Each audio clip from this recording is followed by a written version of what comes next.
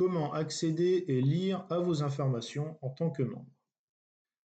Là, par exemple, je viens de déclarer une intervention. J'aimerais bien voir cette intervention. Donc, je vais sur Consulter l'historique et là, je vais avoir l'ensemble des opérations qui ont été déclarées me concernant, que ce soit les opérations que moi j'ai faites ou celles qui ont été déclarées pour moi.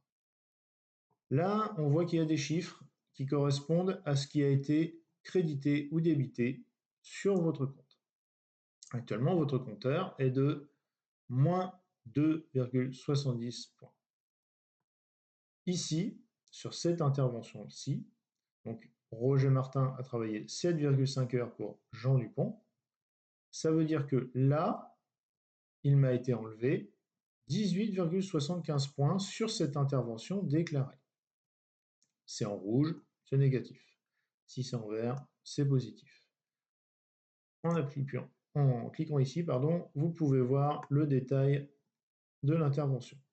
Déclaré le 15/07/25 à 10h30. La description moisson de blé. Option déclarée, la moissonneuse, le tracteur et l'âme. Le chiffre que vous voyez ici, c'est le coefficient qui est attribué à l'outil et qui sert donc au calcul de vos points. Ici, vous avez un bouton « Signaler une erreur » qui va vous permettre de faire une contestation. Et ça, ce sera l'objet d'une autre vidéo. Donc, comme je le disais, vous avez ici un historique complet de tout ce qui a été déclaré vous concernant. Vous pouvez également faire le tri par intervention ou par déclaration. En fait, ça change en fonction de la date de déclaration ou d'intervention. Les autres informations intéressantes à consulter, ce sont les soldes. Là, vous avez les membres de votre guilde et vous avez ici le nombre de points qu'ils ont, leur compteur.